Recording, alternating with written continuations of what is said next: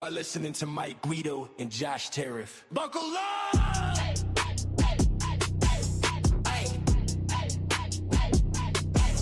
Buckle up!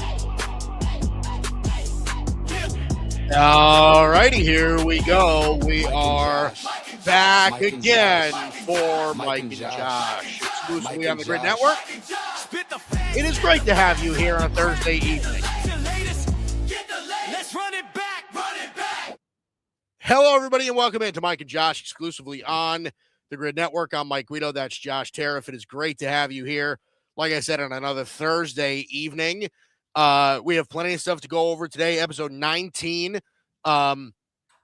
Listen, it's Masters weekend. We've got that to talk about now, right? I mean, baseball season is in full-fledged. We're getting close to the end of the NBA regular season. The NFL draft is coming in a couple of weeks. We've got stuff, Josh. We are not in barren times any longer. You were correct about that. We got plenty of topics to discuss today. A lot of basketball stuff. Like you said, we got some master stuff, NBA draft on the horizon. I was this close to being able to start this week's episode laughing at how great my bracket ended up being because I had the finals correct. I had UConn versus Michigan. And then UConn let me down. Michigan they let me down in the finals. Yep. Well, listen, and now, I mean, you're hearing a lot of backlash about Dan Hurley and everything like that, right? Where, is he even really that? When is he not getting backlash? He's always kind of getting it and all of that. I mean, listen, that UConn team that he had a couple of years ago with Stephon Castle and Donovan Clingan and I mean, those were some pretty special basketball teams. So again, Tristan Newton and, Cam Spencer and that was a really special team. Anyway, we do have plenty to go over today. Like I said, the Masters is happening. We'll make some predictions. Can Rory McIlroy go back to back on the Masters, a tournament that has eluded him for however many years beforehand? Is it possible that he can now win it 2 times in a row? That is coming up in a little bit. Nikola Jokic. I think, a lot of people are now having this conversation of where is he now in the greatest centers of all time, right? Is he in the Shaq, Russell, Wilt Chamberlain, Kareem, is he in that, conversation? We'll discuss that. That's coming up in about 15, 20 minutes. Like I said, plenty of stuff to go over today. A lot of NBA stuff, Laker injuries. We'll touch on that. Doc Rivers. That was news that broke not that long ago as well. So, man, we're jam-packed today. So let's start, however, with the news that broke about, what would you say, an hour and a half ago? Maybe about an hour and a half, 2 hours ago now. Something like that, yeah. Joel Embiid is injured again. So have we gotten to the point, Josh, where he's injured more often than he's not? And I think a lot of actually the numbers show he absolutely has.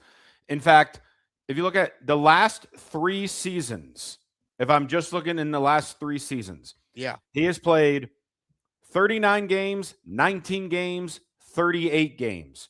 He has played, if you combine that with the amount of games in the season, he has played 39% of the games in the last 3 years, let alone the rest of his career. Yeah. He has never played 70 games in a regular season. Yeah, that is bizarre. That's bizarre. I mean, the fact that he's never even made it to 70, let alone playing a full season. Yep. He's barely played 3/4 of one. So, yes, you're right. In 23-24, he played 39 games. The year after, he played 19. This year, he's played 38 and will play only 38. And what's amazing is that, listen, at least over the past 3 years, right? It's been pretty bad with injuries. There's no denying that when he's on the court, though, he's one of the better players in the NBA. Like even this year, he's 27-8. Like, the guy's productive. I mean, you can't argue that he's not productive. He won the MVP 3 years ago. When he's healthy, he's outstanding. He's incredible. And here's the thing. Joel Embiid, if you watch him play, and this is, I think, what a lot of people bring up when they talk about Joel, is that when you watch Joel Embiid play, the guy looks like he's 45,000 years old. So slow and so doofy, and so, like, he's just like he just waddles around, really. Like, he's just not, that once feared athlete that he was in the beginning of his career. I mean, it's hard to forget, or it's hard to remember now. Joel Embiid's 32 years old. He's 32. Mm-hmm. He entered the NBA. Okay. People got to remember, in his first 2 years in the NBA, he did not play due to injury. He got drafted when he was 20. Like, his first year in the NBA, he was a 20-year-old kid. That was 2014. He's now in his age 31 season. He's now 32. I mean, this is bizarre. The guy plays like an old man. And I find it interesting I like that you brought up, his first 2 seasons he didn't even play. He technically finished third in the Rookie of the Year voting in year 3 of his career. Right. And he only played 31 games that year, so he still finished third place by playing less than half the season. Right. That shows the talent that is there. Joel the question has never been with Joel about his ability. Mm-hmm. The question's never been about his ability. Joel has always been unbelievably special, right? 7-time All-Star. He's a 3-time All-Defensive player also. People kind of forget that about him too, is Joel was a feared paint presence defensively as well. Like, Joel has been so good for almost all of his career. But at this point, you have to ask yourself, okay, over the past 3 years now, we now have a 3-year sample size in recent memory where he simply cannot stay on the floor. Like, what does this mean for, like, I don't know if the Sixers can't trade him. No. Nobody would take him. And he is locked in for a lot of money. He next year is slated to get just under $58 million. The following year, $62.5 million. And then he has a player option in 2028-2029, which I'm assuming he's going to accept, of just over $67 million. Yeah. He has taken up over all 3 of those seasons. He's taken over a third of the Sixers cap space. Yeah. And he is now this injury, appendicitis, this is one you can recover from, but it takes a few weeks. And just on the timing of it, well, there's a very strong likelihood we will not see him the rest of the season. Yeah. If Philly can get out of the play-in and get into first round series, maybe he's back by game 5, best case scenario. You are out with something like this for 2 or 3 weeks. As a good athlete. Right. So pending that, we're under the assumption we do not see him the rest of this season due to the appendicitis. Yeah. Now Philly comes back. He is locked in, and you're paying him a ton of money. You still have Paul George under contract, and you got to figure out what's going on with him. Yeah. Tyrese Maxey, we love him. You got a nice rookie in Edgecombe. But how does Philly really try to build and, I don't know, maybe build a process of some kind that you could trust? And you can't seem to do that when you've now gone 12 years around a centerpiece that has played less than half of that time. And I sincerely mean that. He has played. So what is 82 times 12? Hold on one second. 984 possible regular season games. He has played 490. That is, wait, what did I say? I messed up my own math. Was it 984? Is that what it was? 900, yeah, 82 times 12. 984, and he's played 490. So 490 times 2 is 980. He has played 49.7% of his games. Of his potential career games. Over 12 years. And that's factoring in the 2 years he didn't play in the beginning of his career. Correct. This is not counting playoffs, but he obviously has certainly missed playoff games too. Let's look as far as what was his career in playoffs here. Let's see. Playoffs. The Sixers have made the playoffs 7 times that he is in his 12 years. He has played a total of 59 playoff games. But I'd have to look up and try to see how many he actually missed. Right. Well, I mean, just regardless, the point being is that he's not healthy ever. Yeah. And getting paid. And he's getting paid. Well, so here's my question now is what happens? Does anything happen? Right? Or is Philly just kind of stuck in this quicksand of riding out whatever you have left of Joel Embiid? Because think about this for a second too, Josh, is that like if Joel Embiid is getting paid however much more, like by the end of that contract, right? When is his contract up? His contract ends. I just had it up here. He has the player option in the 2028-29 season. So he's got 3 more, which you'll accept because it's going to be $67 million. Yeah, he's going to take that. So he has 3 more years on his current deal. What is the over-under on games he plays for the next 3 years? Not counting the rest of this season. I mean, now until from the end of this year to the end of his contract, what is the over-under? What is 82 times? So 246 potential games. 246 potential games. So half of that is 123. 123. Right.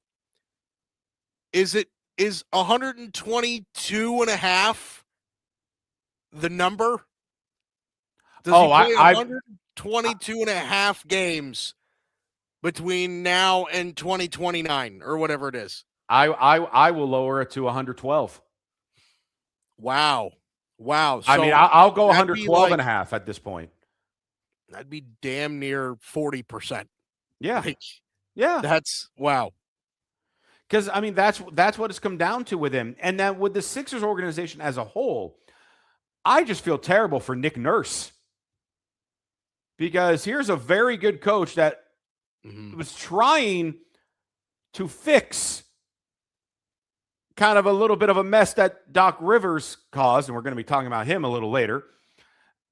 And he comes in, Embiid just continues to be hurt more and more. Paul George enters. He's just hurt or not playing.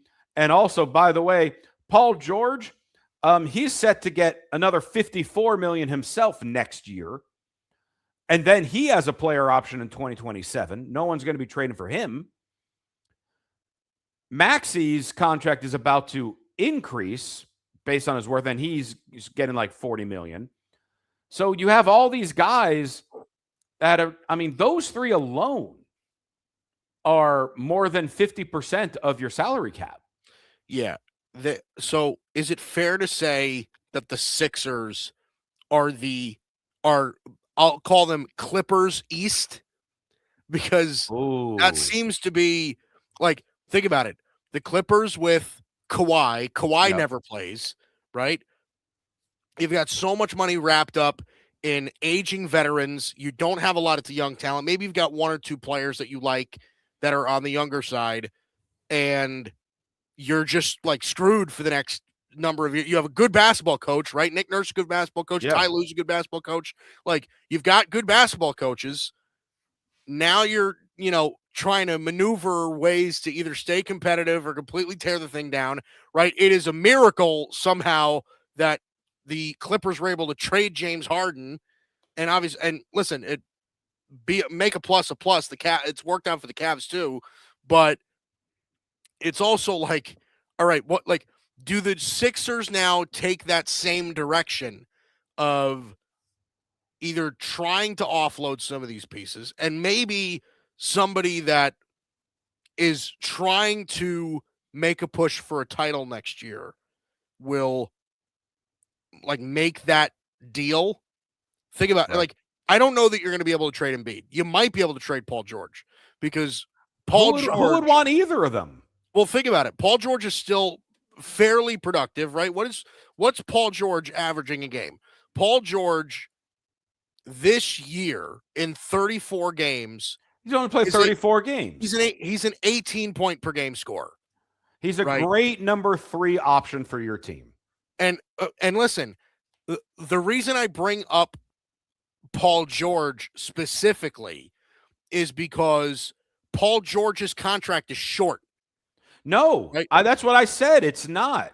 It is though, isn't it? No, Paul George has 2 more years, or he's got locked in next year. Yeah, for 54, and then he's got a player option, right? And a player option, which he will accept. So Embiid has 3 years. Paul George has 2. Okay, for an insane amount of money. So what's Paul George's number? 54 million.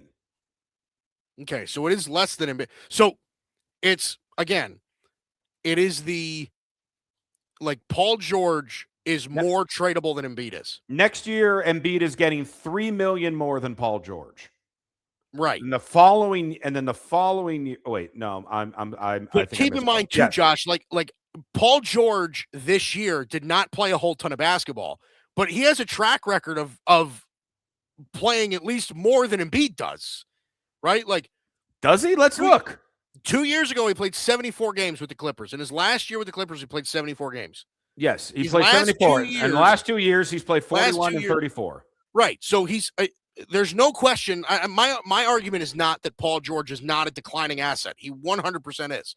But what I am saying is that I think it's possible that come the middle of next year, you're telling me a team like the Lakers are not going to try and maneuver some way to, LeBron leaves in the offseason and they've got Luka and Austin Reeves and they're looking for a third piece to kind of supplement those guys. You're not going to tell me that they might not take a chance on a 36-year-old Paul George? I don't know that that's an impossibility. I think you have a better possibility of the Warriors going after Embiid than the Lakers going after Paul George. So specifically the Warriors. Why do you say that?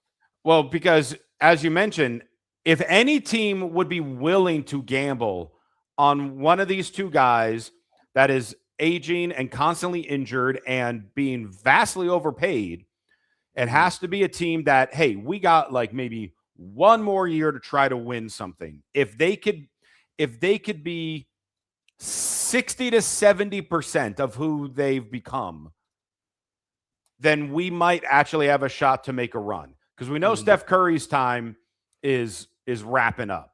We know Draymond Green's time is wrapping up. Well, Draymond Green's time is wrapped up. Let's be honest. That's a fair point. He's done. He's done. He's done, but he ain't leaving. He ain't going to leave yet. He's like the Hotel California. You can check out anytime you like, but you can never leave. But he doesn't want to check out yet. Yeah, I know.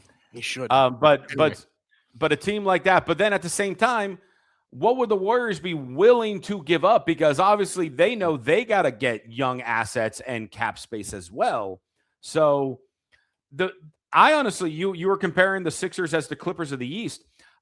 I think the Sixers are in a much worse situation than the Clippers, because the Clippers, as much as I've talked about James Harden on the show, at least he has remained consistent in not just his points, but his health. Right. James Harden plays. Right. Yes. So they done that, and they got young pieces from him. So while they certainly still have a number of their own issues, the Sixers, you got guys that are past their prime, that are currently being overpaid. Right. And you have to try to find teams that are very much under the cap that'd be willing to take on someone like that. And there aren't many viable options because, I mean, it's not like the New Orleans Pelicans are going to give up picks to bring Joel Embiid in or anything like that. Yeah, right. So the Sixers, I mean, for the next at least 2 years are pretty much screwed.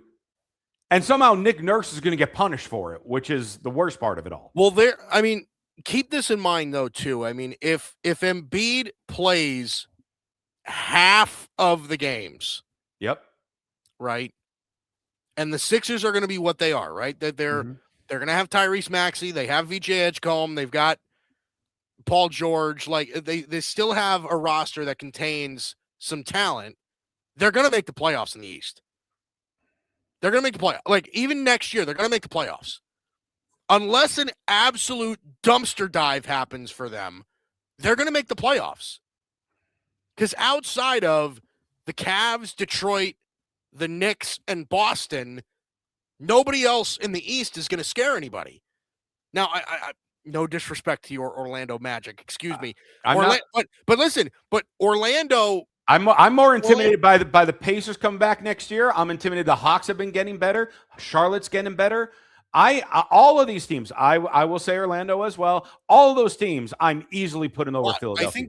I think Orlando is closer to that conversation than like the Hawks or Charlotte or like any of the right. But am I like going to be for certain that the Raptors are going to be better than Philadelphia next year? I don't know that.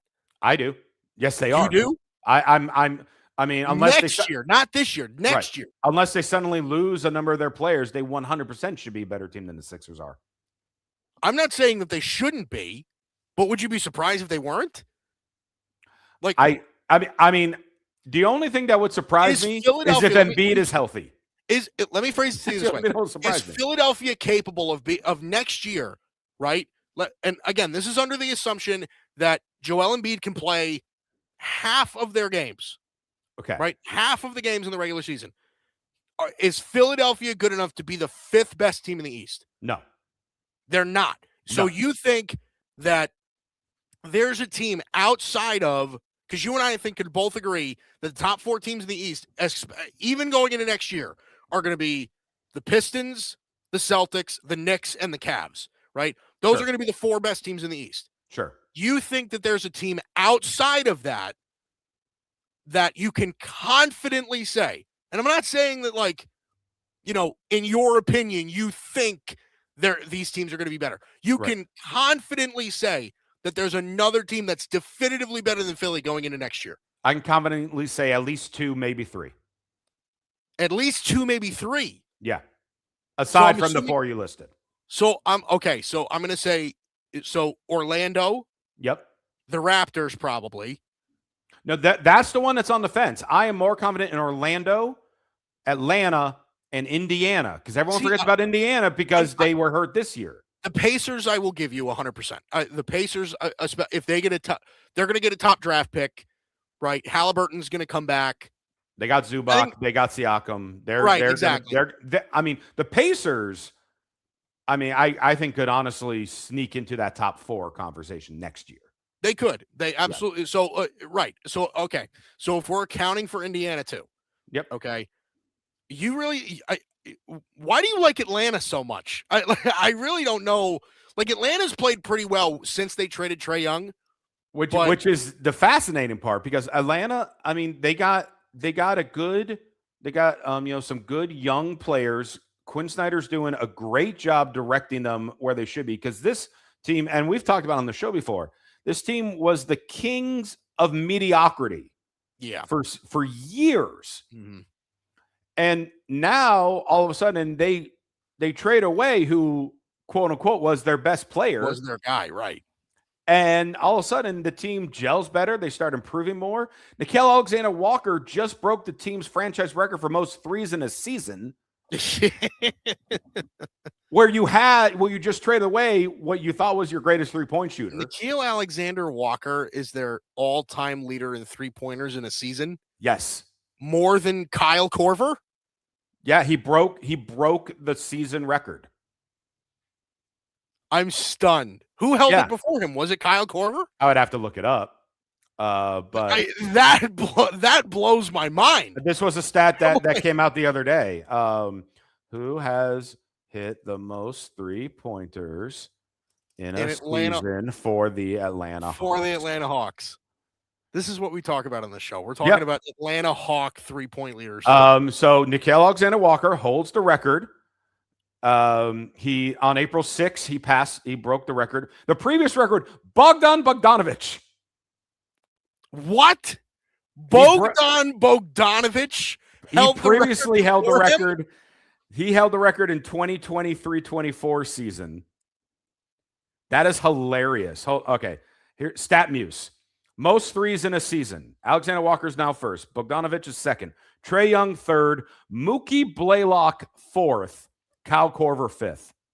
That blows. Okay, so I didn't take into account Trae Young. I should only on the Mike and Josh show will you get Mookie Blaylock brought up. Mookie Blaylock, right? Mookie. That blows my mind. That blows my mind. I can't even believe that. But I credit. It blows my mind even more is Bogdanovich. Forget about Nickeil Alexander. Bogdanovich broke the record. What? Is the NBA that much of a joke? I mean, my God. well, I don't know if it is that or just the Hawks, but this just goes to show. Here's a guy that was a journeyman and then finally started finding his rhythm last year or so in Minnesota. Mm-hmm. Came to Atlanta. They got rid of Trae Young and all of a sudden flourished. And, you know, this team with him, Dyson Daniels, Jalen Johnson, like they're finding something here and they continue to have picks to continue to build this chemistry. I like what's happening in Atlanta and I confidently have them above the Sixers. Because if the Sixers, you're telling me I can have this youth with good cap space and more picks and the way they're gelling, I have the choice of that or two aging, injured guys that are trying to stay on the floor and keep up with Tyrese Maxey? Give me Atlanta every day. I'll say Maxey is the best individual player between those two teams. But give me the Hawks as a franchise. I'd still argue it's Embiid. But Embiid's never healthy. But he's never healthy. That's the key. He's never healthy. Right. It's wild. All right. Coming up next, how close is Nikola Jokic? There's George Clingy. How close is Nikola Jokic to being the greatest center potentially of all time? We'll discuss that next. What up, Cowboys Nation? We are Cowboys Can Fan. You know, like Canadian fan. And we're big Dallas Cowboy fans. We live stream every Dallas Cowboys game with our unapologetic, intoxicated play-by-play and color commentary, and we guarantee you won't find anything like this anywhere else. We do that in the ring together? We told you not. So Bland was here to stay, baby. And if you like to have a couple cold ones, Crack 'em if you got 'em, son. Crack 'em if you got 'em, son. Crack 'em if you got 'em. And watch the Dallas Cowboys play football. you need to join us 1 hour before the Cowboys kick off, throw your score prediction in our live chat, and if you're right, guess what? We'll send you a shirt, some Can Fan merch. Click the link, check us out, and subscribe if you like what we do. Oh, and remember, BYOB. Yep. Oh, yeah. Bring your own boosh. What's going on, everybody? My name is Bryson Carver, and I'm the host of the Carving It Up podcast right here on the Grid Network, as well as my own personal YouTube channel, Carving It Up with Bryson Carver. On my show, talk about a number of the biggest topics in the world of sports, as well as culture and entertainment, and I include special segments such as Bryson's Best 10, The Ball View, and one of my favorites, Carving Up the Context. I also like to invite special guests on the show to get different insights and perspectives on topics, and most importantly, I love to hear from you, the audience, in the chat below. So check out Carving It Up 3 days a week, Monday, Wednesday, Friday at 6 p.m. Eastern, 3 p.m. Pacific time on YouTube, Facebook, X, and on Instagram. Check the show out anywhere you get your podcasts as well as on the YouTube channel. Appreciate you guys.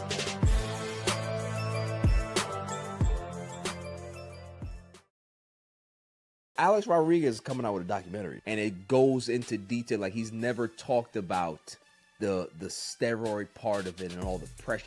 You will do a lot more desperate things to try to stay relevant, and you can see that he was straining to be this person that he wasn't, instead of just being the person that he always should have been. Just, I'm Alex Rodriguez, because of imposter syndrome. He had to be somebody that he wasn't. Goes to the Yankees, gets another big fucking contract. I empathize with that, because when you're this great player and people are looking at you and they're looking through you, it makes you realize that maybe Alex doesn't matter. I have to be A-Rod.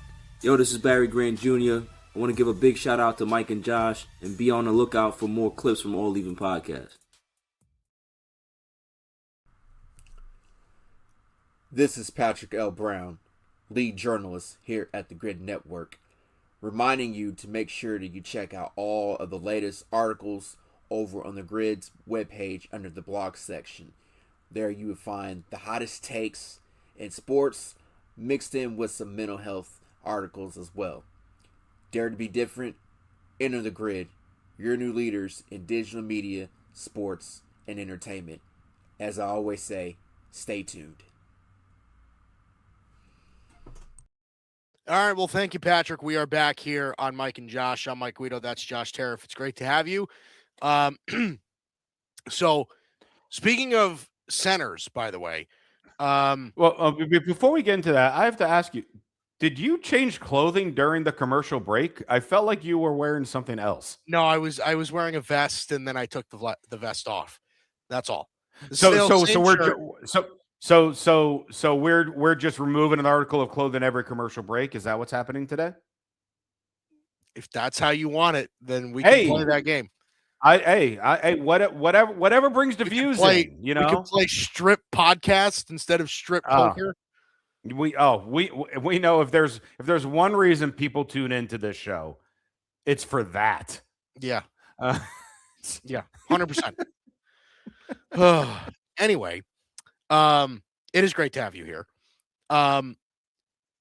Speaking of centers, there is another center in the NBA, by the way.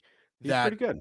Is I don't know, probably going to win his fourth MVP in a row, or so you're thinking he's going to win MVP? Listen, 28 points, 13 rebounds, and 11 assists. I don't know, man. And if you don't know, we're talking about Nikola Jokic. Mm-hmm. Yeah, I just look, man. I think the reality is that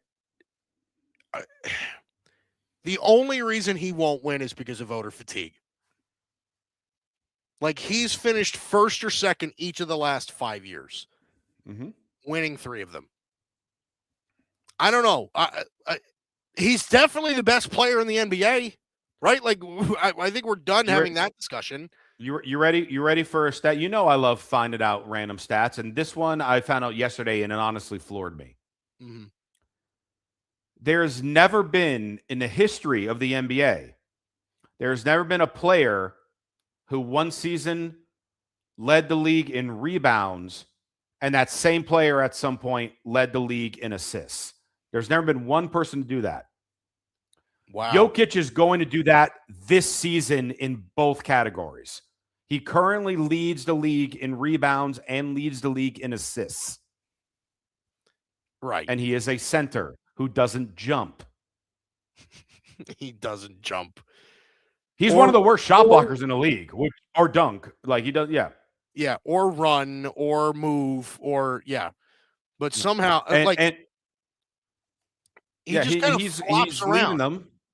He flops around. The Nuggets are the hottest team in the NBA heading to the playoffs right now. They've won 10 straight. They're going to be locking in the 3 seed. Yep.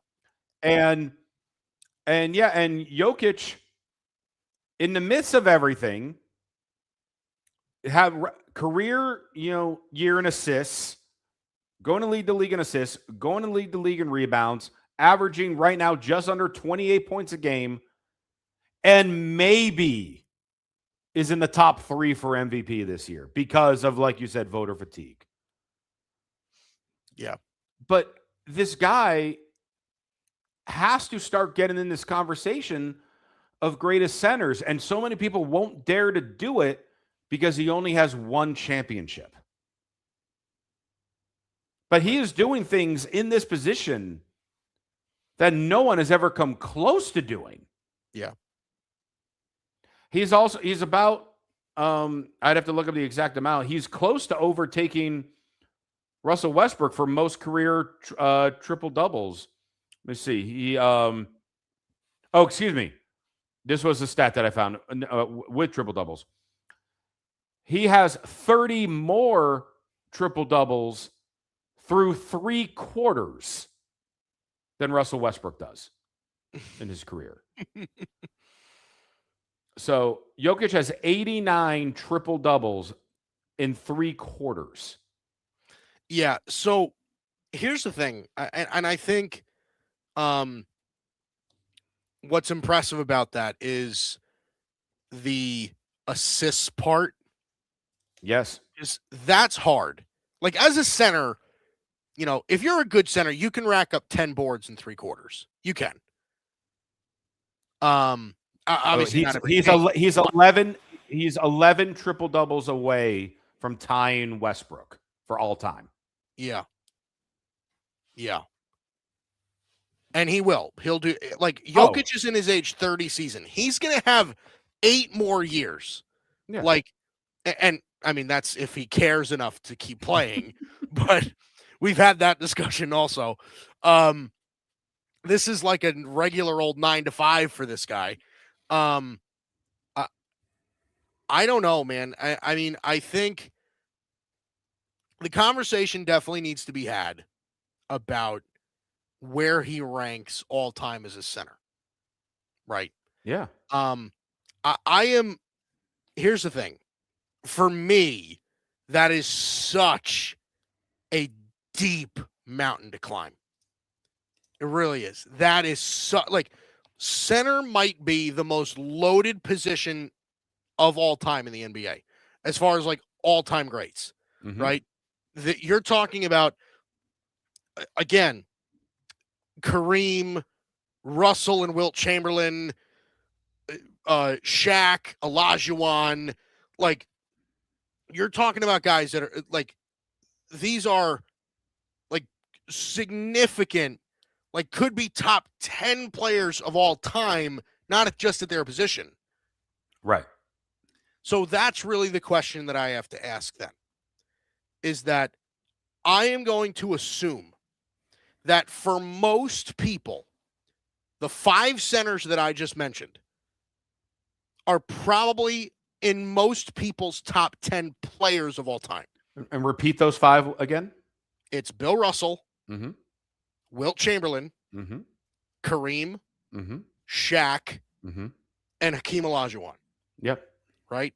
I think those are the best 5 centers of all time. After that, you can start getting into some of the other players that maybe are not held in the same sort of regard.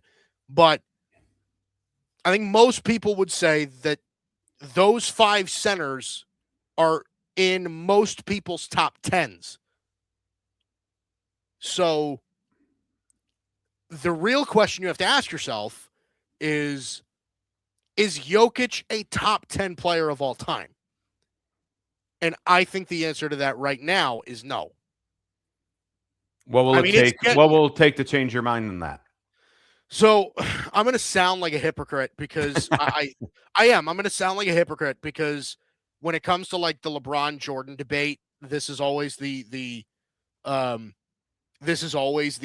that I make against. But I do think he needs to win another championship or two. I do. Mm-hmm. Like I think that's really the thing that's holding him back. Statistically speaking, I also think he needs to do it for longer. Like I look like obviously over the past, 6 years, he's been one of the, if not the best player in the NBA. And that certainly is a good enough sample size to get him into the Hall of Fame and all. Like that's all fine and good. I also want to see this though for at least another 5 years before I like crown him. You know what I mean? So I do want to see him probably win a championship, at least one more. I want him to win one more. Sure. And I think, if he does that, I think he probably passes Olajuwon like that. So I'm glad you brought that up because that's the one I want to really compare to with those 5 that you listed as far as Kareem, Wilt, Russell, Shaq, Olajuwon. I am so in love with Olajuwon. Obviously, he's in that conversation for a reason. And what he continues to give back, he's constantly training so many big men in the league still today. You could make an argument that Jokic today has surpassed Olajuwon. There's the argument, and I'm looking at their numbers side by side. So Olajuwon has played over 400 more games than Jokic, and his career minutes was about 3 minutes a game, almost 4 minutes a game more than Jokic. There's no contest when it comes to blocks and steals because Olajuwon is probably considered the best defensive center of all time. Yeah, I think that's part of what you have to consider when you talk about Jokic. You absolutely need to, because again, like we talked about, Jokic doesn't jump. So he doesn't really play defense. Like he's not really a defensive player at all. He's got a solid amount of steals. Blocks, not so much for a center. But when you look at his his career as far as with the minutes per game or the total minutes he's played with the amount of points, rebounds, and assists, he's already nearly doubled the total of assists as Olajuwon. Yeah. He's going to surpass him with rebounds. He's going to surpass him with points. And he's done it in about, at this point in his career, he's done it in roughly 19,000 fewer minutes.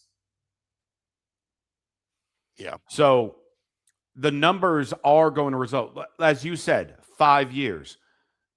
If Jokic over 5 years is 70% over, and on average over the 5 years of what he is right now, 70%. Not only would he surpass Olajuwon based just with the numbers, I mean, then you have the conversation of him being in the top 3 greatest centers of all time. I really think at that point, you could even consider having him surpass someone like Shaq, who obviously we know is the most dominant center of all time in his strength and power. But there's just something so different with Jokic. And again, the beauty with him is tomorrow he could say, "No, I'm done. I'm gonna go back home and race my horses." Like you said, like he just clocks in and clocks out. Right. But he does it in a way where we watch him on the court. When does it ever look like he's trying? Because it doesn't. It just comes to him. Yeah, that's, again, the whole thing about the nonchalant nature of him is the thing that really, like, blows my mind. Yeah. Because, he was drafted in the same year as Embiid was, right? And we just finished talking about Embiid. One of them was in the top 3. The other one was during a Taco Bell commercial. Yeah, right. Exactly. And the Taco Bell commercial guy is going to be a top 5 center of all time. And the reality is too, I mean, keep this in mind when it comes to Jokic, is that, like I said, by the time his career is over, he could very easily be the most statistically impressive center of all time, right? Very much so. I don't know that he's going to break Kareem's scoring record or anything like that, right? Like, I don't know that he's ever going to eclipse Kareem as far as scoring, but he's going to have a lot of categorical titles if this pace keeps up, right? If he's still averaging, let's just say he's averaging 27, 11, and 11 for the next 7 years, then yeah. But that's the part where I'm like, I still have to see that. Right. You know what I mean? If there's, God forbid, if Jokic gets hurt or something and either isn't the same after that or he misses an entire year or something along those lines, I think that completely changes the discussion. Do I think he's on the trajectory of being a top 10 player of all time? Yeah, he probably is. But I don't think he's there yet. And again, that's really the point that I make. Now, I think the argument you make about Olajuwon is interesting, because I certainly think that that's the name that people are zeroing in on when it comes to, like, all right, he's the next name up. Yep. Right. And I think that that's 100% fair. I still don't know that I'd put him ahead of Olajuwon yet, but I also want to make this point about just basketball as a whole. More than any other sport, and it's like not even close, more than any other sport, NBA fans and historians and journalists and whoever else, right? They stay attached to their historical greats more than any other sport, and it's not even remotely close. It's not. Like, I think genuinely Jokic is probably the most talented center we've ever seen. Mm-hmm. Okay. And again, like, we're taking into account that he isn't a super strong defender, and a lot of these great centers were, right? Like, Hakeem Olajuwon was a terror defensively. Same thing with Shaq. So amazing. I mean, Bill Russell is one of the best all-around defenders in NBA history. That guy could literally guard every position like he was playing that position. Mm-hmm. I just think, like, the guys now are simply more talented than they were then, right? And not due to pure talent or birth or anything like it's more of just resources. It's how they train. It's how much we've learned about the human body and everything, and how it develops. Like, I think all of that certainly comes into play there. So, but a lot of NBA fans and like I said, a lot of NBA enthusiasts and historians and all of them, they will say, well, listen, nobody dominated the paint like Will Chamberlain. Well, yeah, you're right. But the game's different now. Yes. You know what I mean? So it's the same thing I say about Jordan and LeBron. And I don't want to go into that whole discussion either, because I'm clearly on the LeBron side and everybody else and their mother is on the Jordan side. And I'm clearly in the minority, but it's all about, well, Jordan, nobody could ever do it like Jordan, because NBA fans fall in love with what they see in that moment. Like I said, more than any other sport. So I think that plays a factor in this too. Same sort of deal. I do just want to put, because you compared him to Joel Embiid, since they both were drafted in the same year. Uh-huh. I was doing the math. Embiid, like we said, has played 49% of his games. Jokic has played 82%. Yeah. And it shows. Right. Right. But listen, I know this is an unpopular opinion, but Embiid is, like, you can make the argument that Embiid is almost or just as good as Jokic is. when healthy. You can absolutely say that. The thing that really separates them is that Jokic is a surreal passer and Joel Embiid is a much better defender. And Jokic plays and Embiid does not. Like, I know that that's not going to be very popular, but that's the truth. Like, really, what's the major difference outside of that between Embiid and Jokic? I don't think it's a whole lot. There are those also, there's the different intangibles as far as like the leadership and stuff like that on the team as well. And we know people want to play with and for Jokic. But here's the thing about that too, is that I'm not like certain I'm going to call Jokic like a great leader. I'm not. And that's not to say in comparison to Embiid.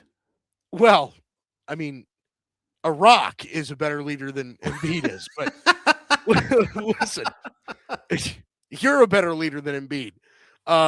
Thank you. You're welcome. But you and I just said it. Like, Jokic doesn't care at all. Like, we know that Jokic does not give a single rat's ass about the NBA. He doesn't. And again, at least that's the narrative, right? I mean, the narrative is that he really doesn't care and all he wants to do is go home and raise horses and all that, whatever. But I don't know. I don't know that I'm giving Jokic like top tier LeBron James leadership.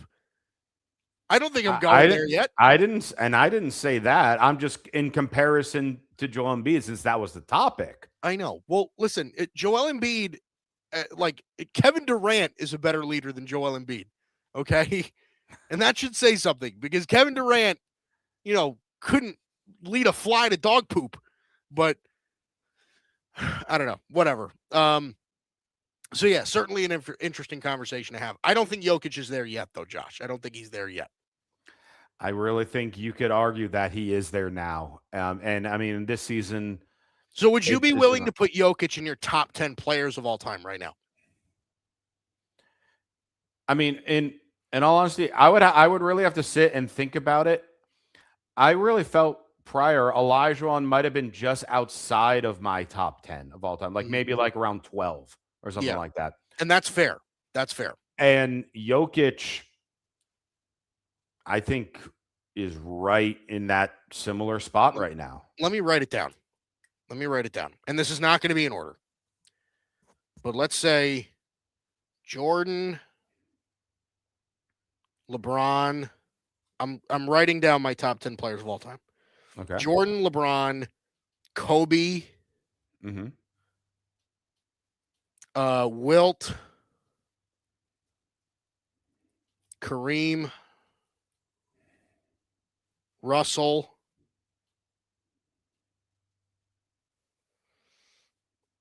Magic, Bird, Shaq, Duncan. That's probably my top 10. Again, not in that order, but those are probably the 10 names. Jordan, LeBron, Kobe, Wilt, Kareem, Russell, Magic, Bird, Shaq, and Duncan. Those are probably the top 10 players of all time, in my opinion. Okay. But then right after that, I think you're looking at Hakeem. I think you're probably looking at Steph Curry.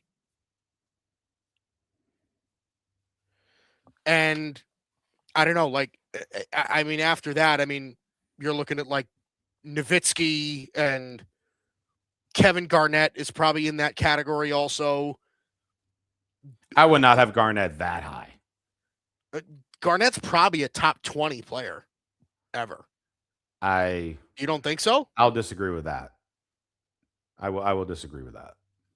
I mean, he's obviously certainly up there, but I wouldn't put him that high. I don't know. Top 20. I mean, I would have to sit and think, because we know there are definitely others that we're forgetting, like Oscar. Moses Malone could be one that you Oscar could bring up Moses, there. Absolutely in there. Yeah, Moses. You want to talk about? You want to talk about big man? Yeah, Dr. J. Right. I mean, there are plenty that we're not even thinking of that could absolutely belong in that. I mean, I have Barkley over Garnett.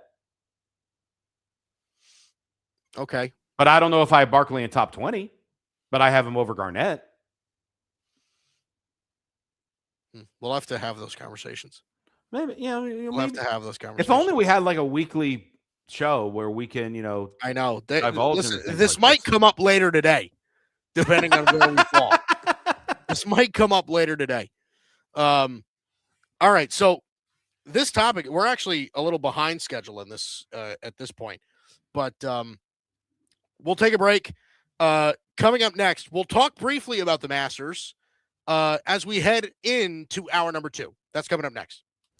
Cowboys Nation, what up? It's your boy EJ Savage over here at Boys in the Zone, where it's everything Cowboys related, from the latest news, off-season talk like training camp and draft analysis, and of course, during season game breakdowns and commentary. Would love to see you in the chat kicking it with myself and other members of Cowboys Nation, whether it be a guest that I myself bring in, or Cowboys fan forum videos where I bring you guys on, or even other chat members. We're always live on Twitter and YouTube talking the boys. So really, the only thing left to say is, how about them Cowboys? See you there. Peace.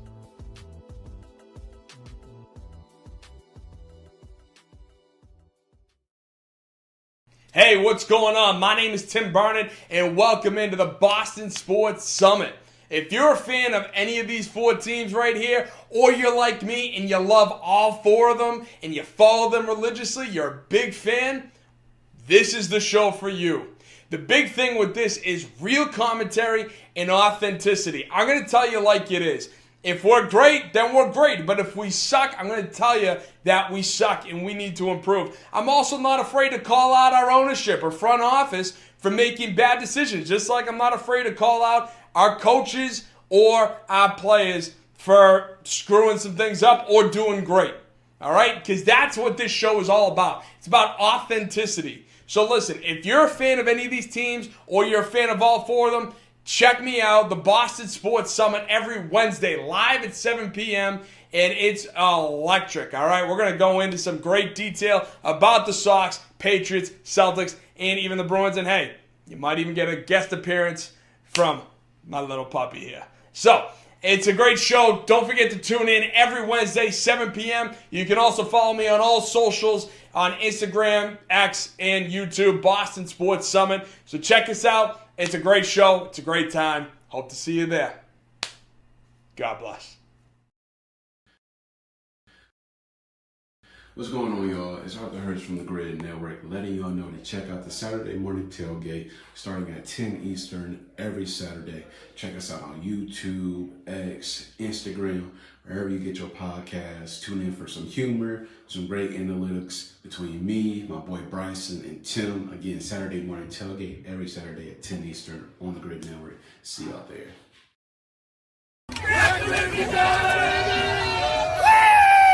What up, Cowboys Nation? We are Cowboys Can Fan. You know, like Canadian fan. And we're big Dallas Cowboy fans. We live stream every Dallas Cowboys game with our unapologetic, intoxicated play-by-play and color commentary, and we guarantee you won't find anything like this anywhere else. We do that in the ring together? We told you not so bland was here to stay, baby. And if you like to have a couple cold ones, Crack 'em if you got 'em, son. Crack 'em if you got 'em, son. Crack 'em if you got 'em. And watch the Dallas Cowboys play football. you need to join us 1 hour before the Cowboys kick off, throw your score prediction in our live chat, and if you're right, guess what? We'll send you a shirt, some Can Fan merch. Click the link, check us out, and subscribe if you like what we do. Oh, and remember, BYOB. Yep. Oh, yeah. Bring your own boosh. What's going on, everybody? My name is Bryson Carver, and I'm the host of the Carving It Up podcast right here on the Grid Network, as well as my own personal YouTube channel, Carving It Up with Bryson Carver. On my show, talk about a number of the biggest topics in the world of sports, as well as culture and entertainment, and I include special segments such as Bryson's Best 10, The Vol View, and one of my favorites, Carving Up the Context. I also like to invite special guests on the show to get different insights and perspectives on topics, and most importantly, I love to hear from you, the audience, in the chat below. So check out Carving It Up 3 days a week, Monday, Wednesday, Friday at 6 p.m. Eastern, 3 p.m. Pacific time on YouTube, Facebook, X, and on Instagram. Check the show out anywhere you get your podcasts as well as on the YouTube channel. Appreciate you guys.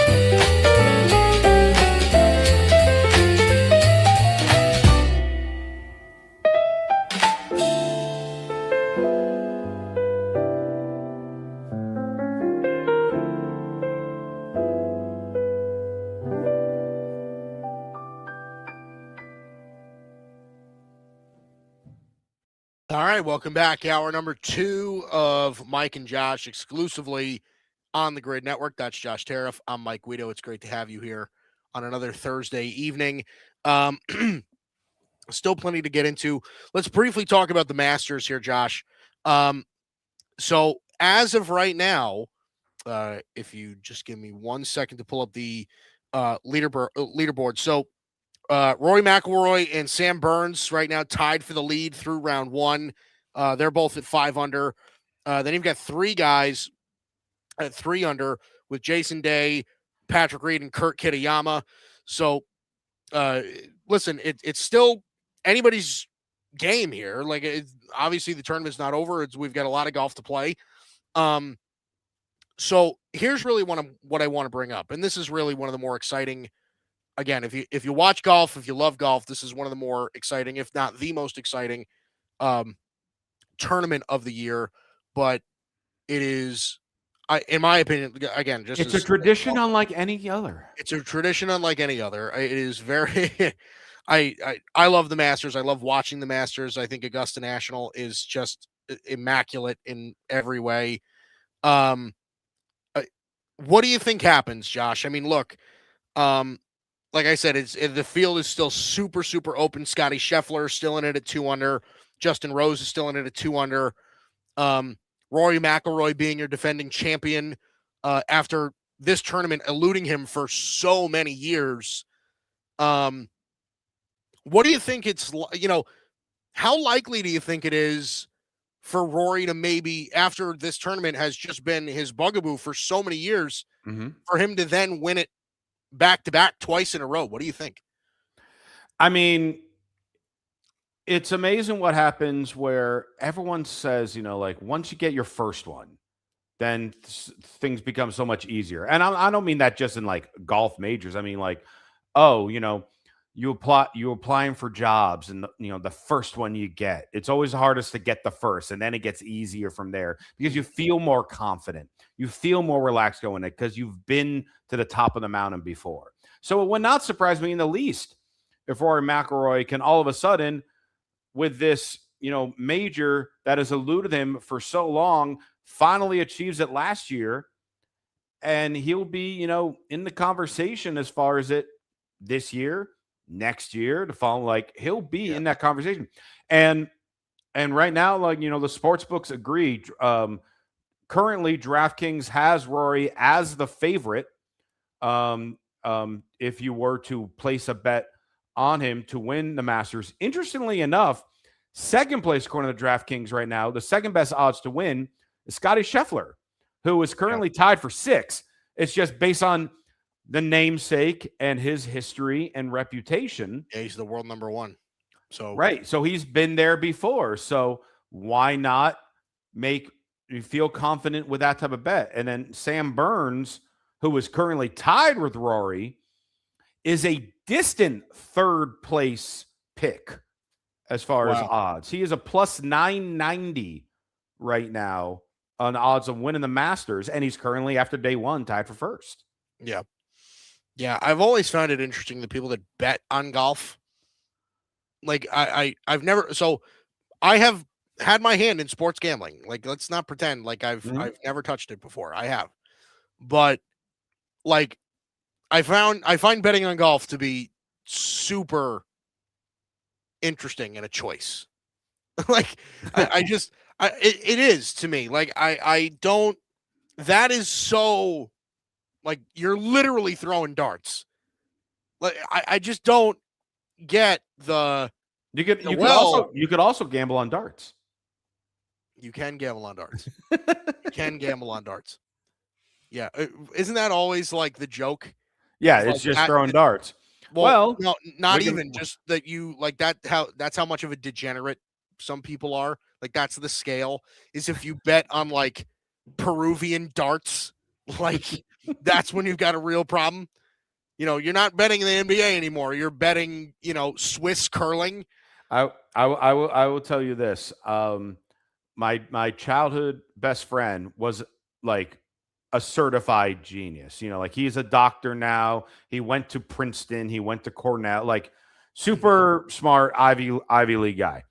When he was in college at Princeton, because they have people from all over the world, the TVs in the dorms would have channels from all over the world in all different languages.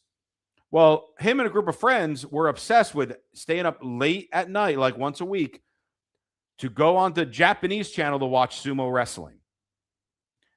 And these brilliant people at Princeton created, and I believe still to this day, still regularly do it, they created a fantasy sumo league where they were then, I don't know what their wagers are, but they find ways, sumo wrestling, and built teams to, do like a DraftKings thing and gamble and play with it. So once I heard about that, I knew you could do this for any sport. For anything. Right. Well, look, Kalshi is a thing now, right? Yes. Where like you can literally bet on anything. And we would more than welcome Kalshi to sponsor the show. We would. Listen, I will. So basically, Josh, what you're saying is that betting on golf is the same as betting on Japanese sumo wrestling. Yes. And darts. You are betting. If you bet golf, you're betting on sumo wrestling. That's what you're doing. Think about that. I mean, hey, I'm not gonna lie. I mean, Kurt Kitayama tied for second at 3 under. Right now, he's at plus 3,000 to win. I don't hate that number. No, listen. So, do you think? Because you've dipped into gambling before, Josh. Oh, I swim in it. I mean, they're always your toes very they're always very reasonable wagers. But I I enjoy So the sports gamble. So is it better to bet on a golf tournament like the Masters after the first round? Or is it better to take your long shot before the tournament starts? I mean, I guess it really just depends on how much research you do. You know, I mean, obviously, you know, if you're rooting for an underdog and you bet on it before the major begins and they have a bad day one, well, you know, you're not going to bother trying to bet on them in day two. Well, so it's a way, if you wanted to kind of hedge your bet, then you could do, oh, I bet on Tommy Fleetwood before the Masters started. He's currently tied for 10th. Well, now I'll go ahead and put money on Scotty Scheffler, because now if Fleetwood came back or if Scheffler holds on to win, then it'll kind of even itself out. And fine. But then obviously you're doing multiple things. But something like this, when you have 4 days, I think it'd be intriguing for you to do a bet before it starts on who you want to win. And then you pick, you know, like, I'm just throwing a random name out here that I see technically on the leaderboard. Vijay Singh, who he's +7 after day one. But like, would you bet for him to make the cut? Like you pick an older, you know, veteran type deal. Oh, here's my pick to win. Now, Fred Couples is 6 over. Do I think he could make the cut? Right. So, and that's really, you know, that's kind of my question, is that like, you can bet Xander Schauffele to win the tournament before the tournament starts, right? But would you gain more value from saying, okay, Tommy Fleetwood is 1 under, he's 4 back of the lead after round 1. Do I get more value in what Tommy Fleetwood is worth now than at the beginning of the tournament? You know what I mean? And I will in that specific case, the answer is actually yes. It won't always be the case. But because I looked at it this morning or last night just for fun before going, Tommy Fleetwood heading into day one was +2,000. He is currently +2,150. So it's gotten a little slightly more of better. a little more of an underdog. But likewise, I don't know what Sam Burns was, but I'm sure he was not at +990. He would have been lower than that. And now is in that position. So it's really going to vary, and just kind of with your combination of doing your research and a little bit of your gut. So who do you think is going to win the Masters? Gut feeling. Gut feeling is there are a number of years where, so we've had the big name, Rory, just win. So then I feel like a name would come up that you wouldn't expect, like Sam Burns. I mean, he's already tied for first. You know, another one, like when you're looking at, you know, these ranks, you know, you got someone like Patrick Reed right there, who's tied for third, and he's currently +1,500. So, you know, if I were to throw something on this, I kind of like throwing something on Burns or Reed, just because of, hey, can the underdog, because you just had one of if not the biggest name currently in golf win last year, right? So now we're due. Hey, who's going to be the emerging guy this year? So I mean, yeah, obviously your Schefflers and your Rorys are going to be your safe picks, and they're going to be the most commonly bet ones because that's who people know the most, right? But give me one of those guys. Give me Burns or Reed. Yeah, I kind of like Rosie a little bit. I like Justin Rose. Justin Rose? I think Justin Rose is a good. He is currently at the moment he is +1,750. Yeah, he's -2. He's tied for 6. He's in the same boat as Schauffele and Scheffler and those guys.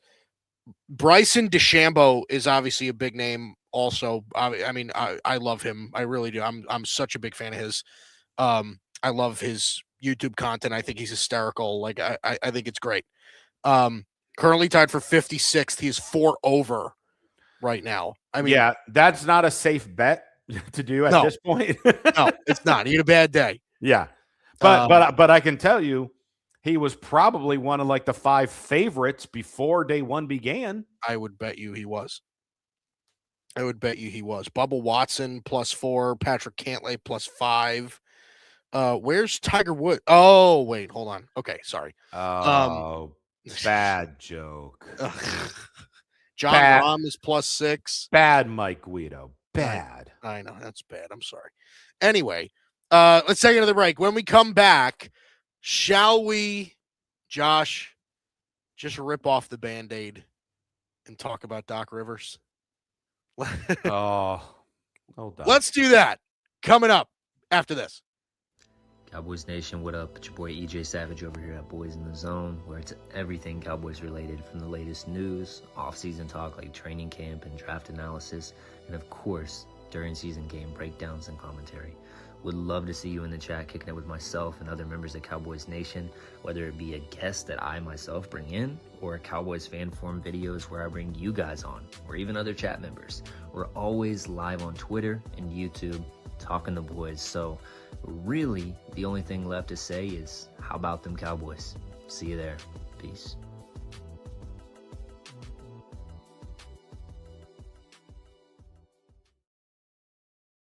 Hey, what's going on? My name is Tim Barnett, and welcome into the Boston Sports Summit.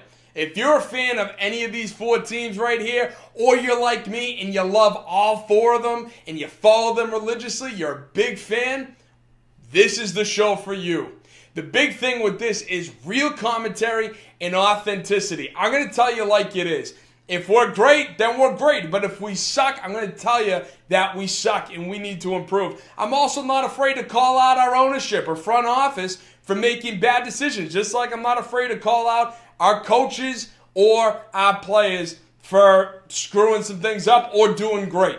All right? Because that's what this show is all about. It's about authenticity. So listen, if you're a fan of any of these teams or you're a fan of all 4 of them, check me out, the Boston Sports Summit, every Wednesday, live at 7 p.m., and it's electric, all right? We're going to go into some great detail about the Sox, Patriots, Celtics, and even the Bruins, and hey, you might even get a guest appearance from my little puppy here. So, it's a great show. Don't forget to tune in every Wednesday, 7 p.m. You can also follow me on all socials, on Instagram, X, and YouTube, Boston Sports Summit. So check us out. It's a great show. It's a great time. Hope to see you there. God bless.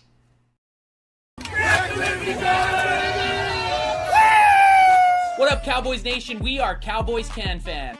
You know, like Canadian fan. And we're big Dallas Cowboy fans. We live stream every Dallas Cowboys game with our unapologetic, intoxicated play-by-play and color commentary, and we guarantee you won't find anything like this anywhere else. We do that in the ring together? We told you not so Bland was here to stay, baby. And if you like to have a couple cold ones, crack 'em if you got 'em, son. Crack 'em if you got 'em, son. Crack 'em if you got 'em. And watch the Dallas Cowboys play football. You need to join us 1 hour before the Cowboys kick off, throw your score prediction in our live chat, and if you're right, guess what? We'll send you a shirt, some CanFan merch. Click the link, check us out, and subscribe if you like what we do. Oh, and remember, BYOB. Yep. Oh, yeah. Bring your own boosh. What's going on, everybody? My name is Bryson Carver, and I'm the host of the Carving It Up podcast right here on the Grid Network, as well as my own personal YouTube channel, Carving It Up with Bryson Carver. On my show, talk about a number of the biggest topics in the world of sports, as well as culture and entertainment, and I include special segments such as Bryson's Best 10, The Ball View, and one of my favorites, Carving Up the Context.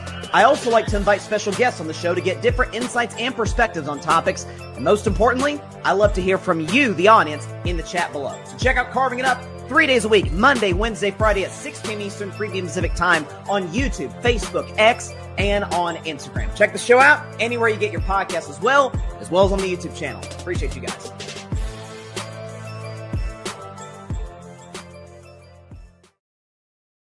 Alex Rodriguez is coming out with a documentary, and it goes into detail. Like, he's never talked about the steroid part of it and all the pressure, you will do a lot more desperate things to try to stay relevant. And you can see that he was straining to be this person that he wasn't, instead of just being the person that he always should have been. Just, I'm Alex Rodriguez, because of imposter syndrome. He had to be somebody that he wasn't. Goes to the Yankees, gets another big fucking contract. I empathize with that, because when you're this great player and people are looking at you and they're looking through you, it makes you realize that maybe Alex doesn't matter. I have to be A-Rod. Yo, this is Barry Grant Jr. I want to give a big shout out to Mike and Josh, and be on the lookout for more clips from All Even Podcast. This is Patrick L. Brown, lead journalist here at the Grid Network, reminding you to make sure that you check out all of the latest articles over on the Grid's webpage under the blog section. There you will find the hottest takes in sports, mixed in with some mental health articles as well. Dare to be different? Enter the Grid, your new leaders in digital media, sports, and entertainment. As I always say, stay tuned. All right, welcome back. We are back for Mike and Josh exclusively on the Grid Network. I'm Mike Guido. That's Josh Tariff. It is great to have you here. This weekend is going to be full of me watching the Masters and laying back and relaxing, Josh. I'm excited for it. I really am. I mean, it's going to be a fun weekend because you got the Masters, you got the end of the NBA regular season. Mm-hmm. Obviously, baseball is in full swing, no pun intended. So it's definitely a good weekend for sports. Yeah, and I had to watch my New York Yankees today lose 1-0, getting one hit by the Sacramento A's, who have presumably one of the worst pitching staffs in all of baseball, at home. Well, that's such a problem, because that's the only game the Yankees are going to play all season, because there's so few games that this one result has just ruined everything. I mean, you might as well pack it in, and we'll see you in March. That's how it feels. They're 8-4, by the way. They're in first place in their division, and they still have 150 more freaking games. Calm down. They do have 150 more games. It's true. It is true. You know what? I think it's so funny. I saw something on Instagram the other day that literally, I'm sorry. I saw something on Instagram that's pretty much described what you just did, where like an NBA fan, like if they lose a game, or that they shouldn't, they lose a game early in the season. All right, whatever, it's early, right? Same thing in the NFL, right? They lose a game in week 2 or something like that. It's okay. It's week 2, whatever. You lose a game in Major League Baseball, and you get like the diehard baseball fans where they lose a game in April. They're just like, pack it up. We're done. It's over. I can't believe, like, just throw everybody, fire everybody. Like, it's just, they just go nuts. Oh my God. Oh gosh. I don't know why. Funny.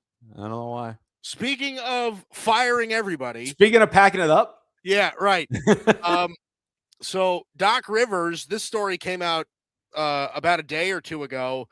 Doc Rivers indicating that he could step away from coaching soon. He could be hinting at his retirement from the NBA. He said he has some grandkids that he wants to spend time with. He's 64 years old. This is his age 64 season as far as coaching is concerned, right? You like how I put that? I like that. Age 64 season. So, but he is 64. He's, going into next season, he will be, 65. That's the retirement age. Is that how it works? That's how it works. If he's 64 right now, next year he'll be 65. That's right. At least that's how I think it works. Okay. But that's like the retirement age, right? Like that's usually the age where people start packing it up. They start playing golf every day. Like that's usually what the deal is. So let's discuss, Josh, because Doc Rivers has had quite the career. And I would summarize Doc Rivers' career as polarizing because I think a lot of people have different opinions on Doc Rivers. He does have an NBA championship. He won it with the Boston Celtics in 07-08. He has been to one other NBA Finals, right? Again, with the Boston Celtics. Yep.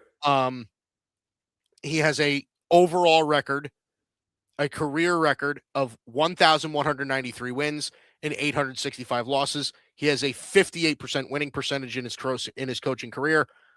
Again, mostly with the Celtics. He spent a lot of years with the Clippers. He spent some years with Orlando early in his career. Now, again, his most recent stints with Philadelphia and Milwaukee. So, Josh, Doc Rivers. First, let's tackle this before we get into like any of the, how good he is stuff. What do you make of this report? What do you think is going to happen with Doc Rivers? Do you think that there's actually some steam here? Will he retire? Should he retire? What do you think of that whole situation? It's going to be the type of thing where they mutually agree to part ways, where like he chooses to resign or retire because they don't want to use the word fired for a coach of his tenure. But obviously it did not work at all in Milwaukee, and you had the opportunities with Giannis and Damian Lillard and Brook Lopez. And then this year you brought in Miles Turner and none of it worked. And it just kind of confirms that he was a slightly above average coach. But he was in the league for a very long time. And the big story with all this is he's in that position slightly above, you just said it, a 58% win percentage. And he's being inducted into the Hall of Fame. He's one of the 2026 induction class. Yep. As a coach. And when I first heard that, I thought it was preposterous. I thought it was insane. Preposterous? Is that what you just said? Preposterous, whatever the word is. It's so bad I can't pronounce my words, Mike. That's how bad it was to me. And then I looked deeper into it. Because we talked about, you alluded to it. Started his coaching career in Orlando, was god-awful. And you know you're a bad coach when you get fired 11 games into a season. Yeah. He was 1-10 that year. He was 1-10 at the time that they fired him. Then he goes to Boston, where they are bad. But somehow, to the credit of Danny Ainge, they bring in Garnett, they bring in Ray Allen, they draft Rajon Rondo, and poof, they win a championship. And he's considered this brilliant coach when you have three guys that were all-star starters at one point, and you're starting five within the emerging Rajon Rondo. You win a championship. Awesome. You have those couple years where you're a very good team, and then you fall being mediocre again. You then go to the Clippers, where it's Lob City time. You have Chris Paul at his prime. You have Blake Griffin at his prime. They turned DeAndre Jordan into a star. And like, oh my gosh, Doc Rivers, he's going to be the one to be able to lead the Clippers to be relevant and a championship contender and all that. And they never do anything of the sort. They have a few solid seasons and then get back to being just over mediocre. And it fails. You then go to Philly with prime Joel Embiid, which we alluded to in hour one. He has MVP Embiid. You have the players set him up to try to succeed, and you go nowhere there. And then you go to Milwaukee with Giannis. You bring in Dame. You had Middleton. You bring in Brook Lopez. You bring in Kyle Kuzma, and you get absolutely nowhere. And you currently have a 31-49 record. That does not, to me, symbolize that you should be a Hall of Fame coach. But then I looked at some other coaches that have been inducted. And the one that is, to me, the most accurate comparison to Doc Rivers is George Karl. George Karl was inducted in the 22-23 season. He was inducted. A 58.8 win percentage. 1,175 wins for George Karl compared to 1,193 wins for Doc Rivers. He coached a bunch of teams, had all-stars in their primes, never won a championship, only got to one finals with Seattle, found his way into the Hall of Fame. Mm-hmm. I loved George Karl. I thought he was a great coach, and he just never seemed to get over that hump. And then when I look at these numbers, I'm like, well, is he really Hall of Fame worthy? But he got in. And now everyone's like, Doc Rivers, this is crazy. How is he a Hall of Fame coach? He won one championship with this and that. It's like, well, Don Nelson's also in, and he never won a championship. Yeah. And like I said, George Karl has very similar numbers to Doc Rivers. So Hall of Fame, if George Karl is in, then I guess Doc Rivers would be in too. So here's the thing. As far as I'm concerned, I am not a like NBA or like a basketball Hall of Fame scholar. I don't know, I'm not as familiar with what it takes to get in. Mm-hmm. Like, I think that line is very, very blurry. It really is. Especially for a coach. But I would say, given what Doc Rivers has done in his career, I would say he's definitely in. Definitely. Doc Rivers has coached for 27 years in the NBA. Mm-hmm. This is his 27th year coaching in the NBA. He's had a sub 500 record 5 times in 27 years. 5 times. Okay. When he went 1-10 in those first 11 games in Orlando, that was his first one, 03-04. He had 2 years early on in Boston, and then he had the year where he just got hired in Milwaukee in 23-24, and then this past year. Like, that's it. Those are his only sub 500 seasons ever. Now, again, we can make the case that he coached some good teams, right? Those Boston teams with Garnett and Ray Allen and Paul Pierce and Rondo and all those guys, of course, right? Same thing with the Clippers. DeAndre Jordan, Blake Griffin, Chris Paul came into the mix. That, those Clipper teams were pretty good. JJ Redick, right? Those were good Clipper teams.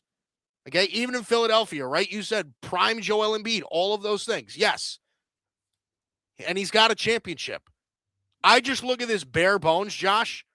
If you're a head coach in the NBA and you've been coaching for 27 years, you have 22 winning seasons and a finals win.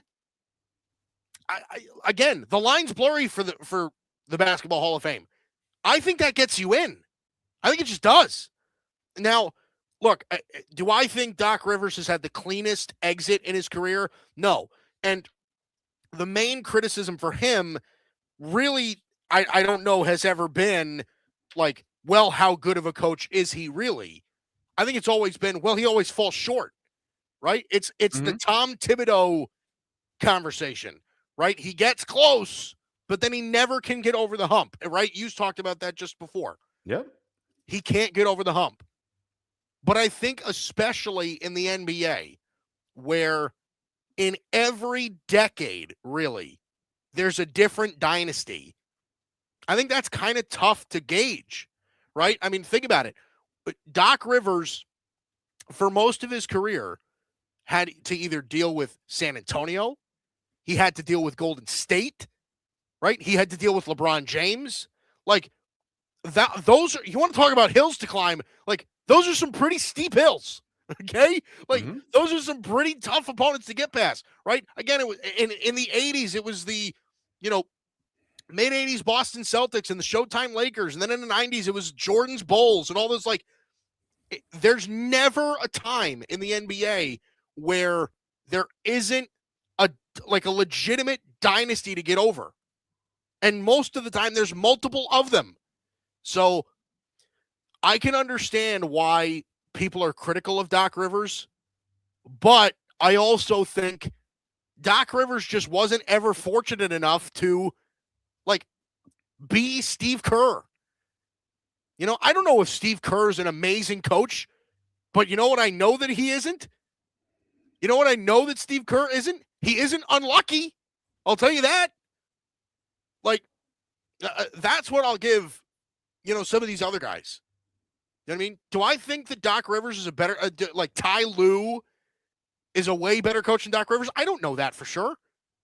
Do I think Steve Kerr or Mark, is Doc Rivers just Mark Jackson, but given a longer leash? Is that, I don't know how people want to put this. I feel like quality of coach, obviously when you've got your Pat Rileys and your Phil Jacksons and your Red Auerbachs and all, the all-time greats, right? Those guys, okay, we can put them to the side, okay?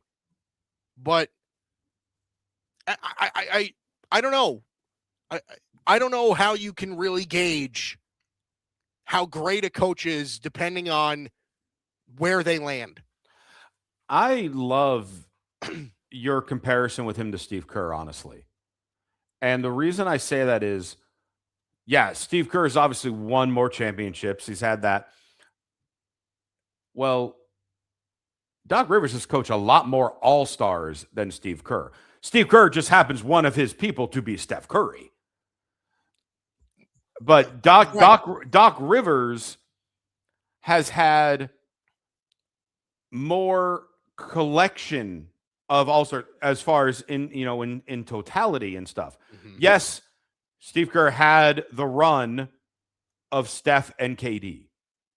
But to Steve Kerr's credit, he also helped he rebuilt Andre Iguodala, who was left for dead in Denver.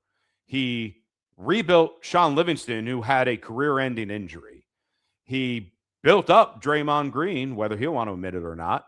He helped build up Klay Thompson.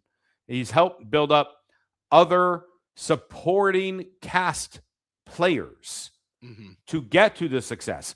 Yeah, it certainly helps when you got Steph and KD, but it took other players with that. Doc Rivers started his success because he was terrible in Orlando. Started his success with Garnett, Allen, and Pierce. Then had success with Chris Paul and Blake Griffin. Then got Joel Embiid. Then got Giannis and Dame. Well, and he doesn't have nearly as much. What? Dame at this point in his career is not what he used to be. Well, not now after he tore his Achilles. Dame was still, at the time that he joined Doc, a top 20 player in the NBA. For like a year, yeah, maybe. And then he tore his Achilles. Right. And then what was Doc Rivers' record in his first year in Milwaukee? All right. Okay. In his first year in Milwaukee, right, when he got hired mid-season, he went 17-19 in that stretch. Yep. But then the next year he went 48-34. Where towards the end of that season is where Dame tore his Achilles. Mm-hmm. So again, slightly over mediocre. And he had the stars with him. I mean, he's and I know Brook Lopez is in the same conversation as Dame Lillard, but Brook Lopez is a multi-time All-Star, and he had him with there too. Brook Lopez probably a Hall of Famer, but and see, that's crazy to even say out loud. But yeah, you're right. But that's what I'm getting at, Josh. Is what is and isn't a Hall of Famer? What is this is why I think the Doc Rivers conversation is very diluted in the sense of what are we even talking about? Are we saying that Doc Rivers isn't a good basketball coach? Are we saying that he's not a great basketball coach? Are we saying that he's not a Hall of Famer? He's been a good enough basketball coach. But is good enough in the terms of coaching enough to get you into the Hall of Fame? With the point that you made, clearly, yes, based on how long he was, quote unquote, good enough. Being the fact that he had so many of those years, just over 500. You said, what was it, 24 seasons? 27. 27 seasons. He's had only five losing seasons. Right. And so that shows, even though he couldn't get nearly the type of success that he should have with the caliber of talent that he had on his rosters, he was still good enough with those records to keep the job over and over and then get another job to have for several years. And again, if I'm looking at George Karl, who I always enjoyed as a coach, but felt like, oh, he helped develop some guys. He had a few, stars during like his run. Not as many as Doc has had, but he helped develop others. And he was getting close, but didn't quite get there. But George Karl is in the Hall of Fame, and he does have less on his resume than Doc Rivers does. Right. So in that case, okay, I guess Doc Rivers, whether I like it or not, whether you like it or not, is worthy of being in the Basketball Hall of Fame as a coach. Yep. Yeah. That's where he's going to end up, Josh. That's where he's going to end up. Well, it's not going to. He is. Like, he's already going to be in, it's like September that he will have his moment there. Mm-hmm.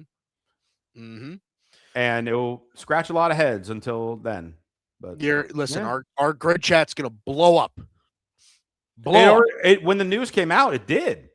And they were just like shocked. I'm like, you got to be kidding me. Doc Rivers is going to the Hall of Fame. Mm-hmm. And again, I was in that same opinion until I started looking up these numbers and then saw other coaches like George Karl. I was like, well, if they're in, I guess Doc's going to be in too. Blurry lines, Josh. Blurry lines. That's what it is. That's the Basketball Hall of Fame. All right. Let's take a break. When we come back, what do you say, Josh? We make some NBA award predictions. I got a little game for you for some NBA awards, and I feel like also in addition to that, you wanted my fashion advice on. I did. So why don't we combine the two into one thrilling final segment of the show? Into a super segment, might I say? Ooh, a super duper segment. We'll be back after this. Cowboys Nation, what up? It's your boy EJ Savage over here at Boys in the Zone, where it's everything Cowboys related, from the latest news, off-season talk like training camp and draft analysis, and of course, during season game breakdowns and commentary. Would love to see you in the chat kicking it with myself and other members of Cowboys Nation, whether it be a guest that I myself bring in, or Cowboys fan forum videos where I bring you guys on, or even other chat members. We're always live on Twitter and YouTube, talking the boys. So really, the only thing left to say is, how about them Cowboys? See you there. Peace.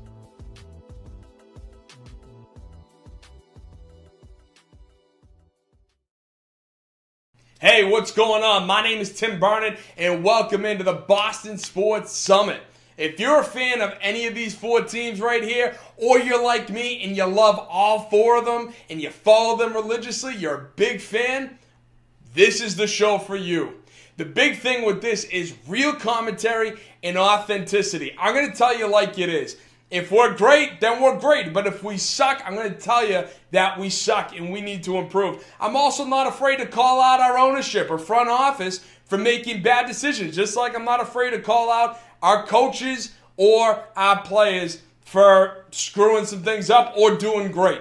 All right? Because that's what this show is all about. It's about authenticity. So listen, if you're a fan of any of these teams or you're a fan of all four of them, check me out, the Boston Sports Summit, every Wednesday, live at 7 p.m., and it's electric, all right? We're going to go into some great detail about the Sox, Patriots, Celtics, and even the Bruins. And hey, you might even get a guest appearance from my little puppy here.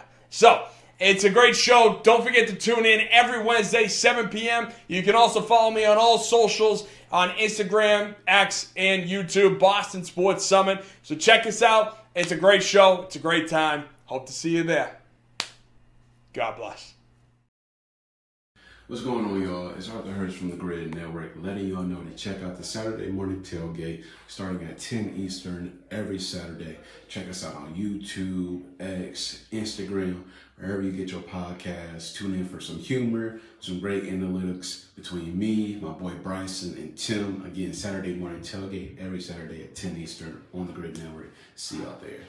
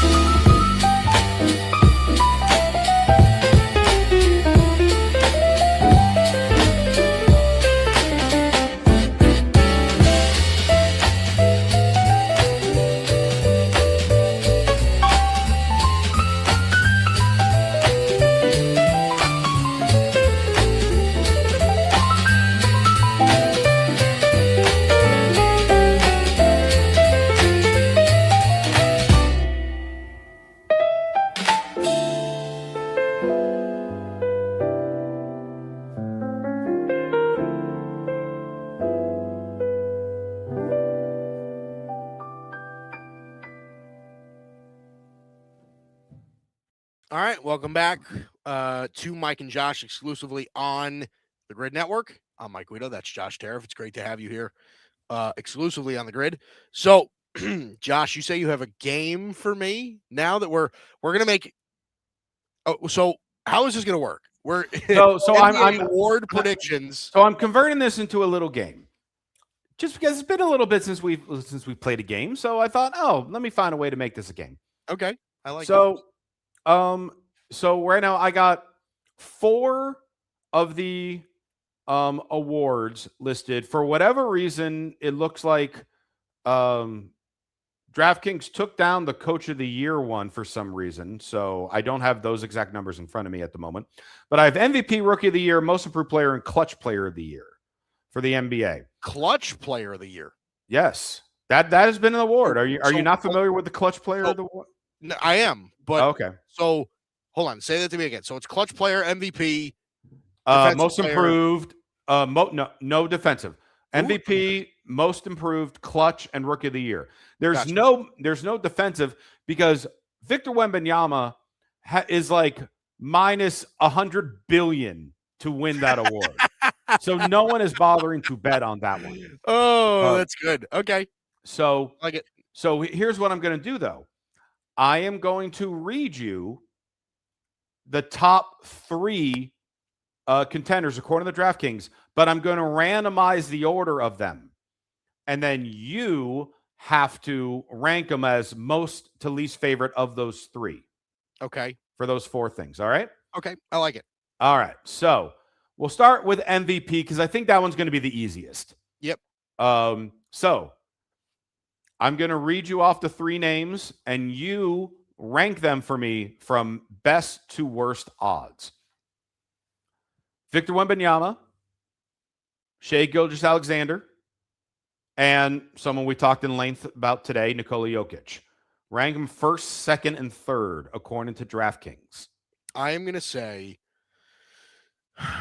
look, if you want my opinion of who I think should win the award, it should probably be Jokic. However, I think that throughout the whole year, they've put a lot of stock in how good the Thunder have been, how dominant they were early in the season as well.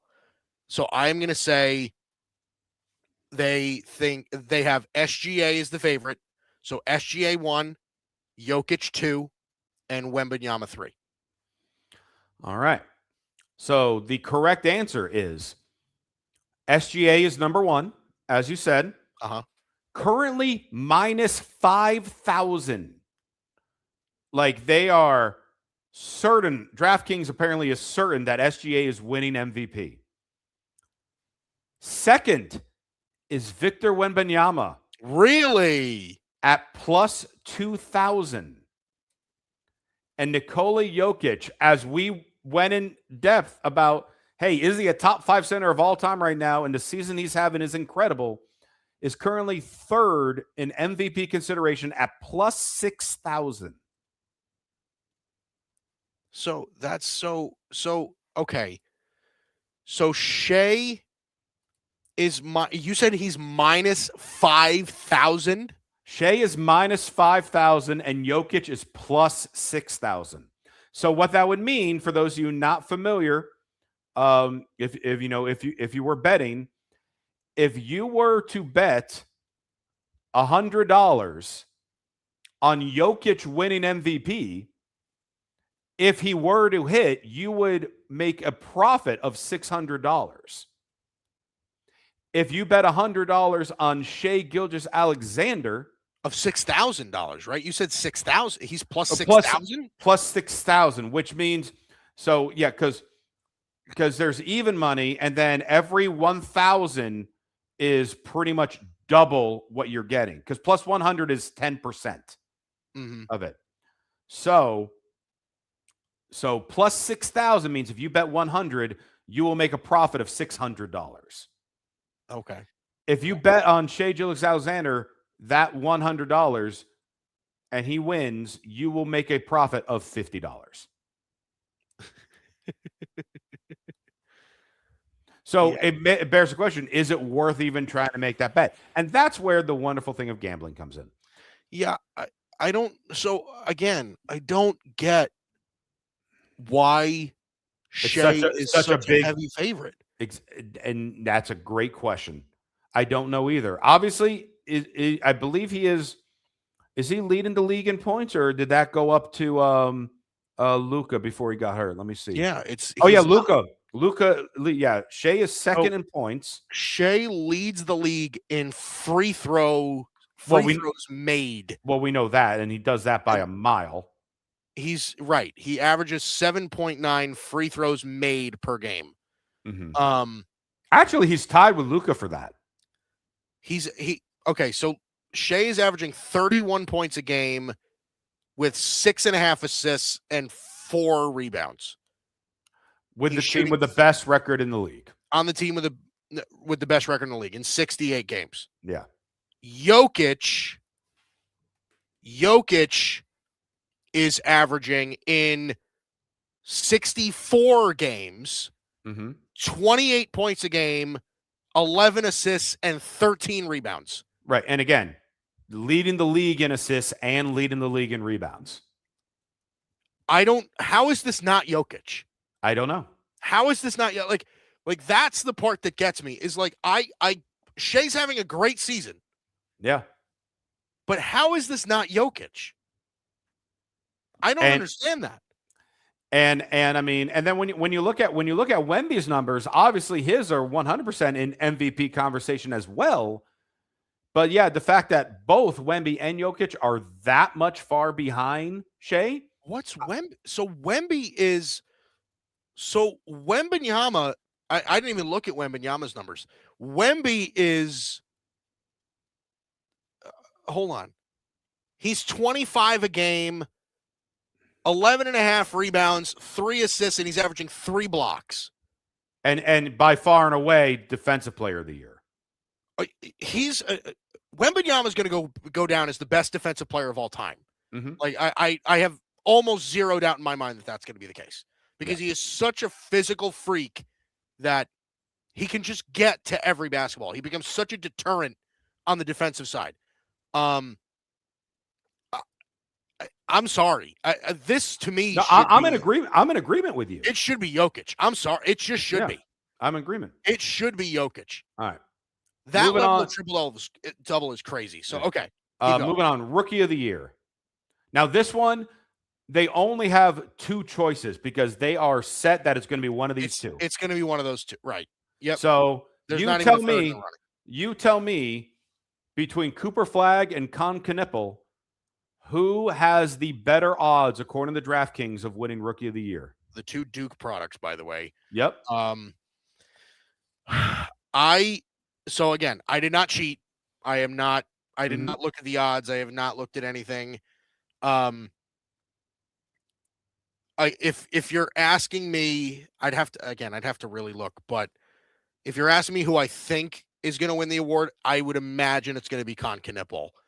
Because what Con Knipple's done has been incredible for Charlotte. Yep. 18, almost 19 points a game. He's shooting 43% from 3. He has been sensational. Cooper Flagg, 21 points a game. He's a little less efficient. I'm going to say, oh God, I just feel like I'm going to get this wrong. I think it'll be Con Knipple 1, Cooper Flagg 2. That's what I think. And this one, you are correct. But this one is how I really feel like the MVP numbers should be. It should be extremely close. So right now, Con Knipple is minus 130. It's nearly even money. Mm-hmm. And Cooper Flagg is plus 100.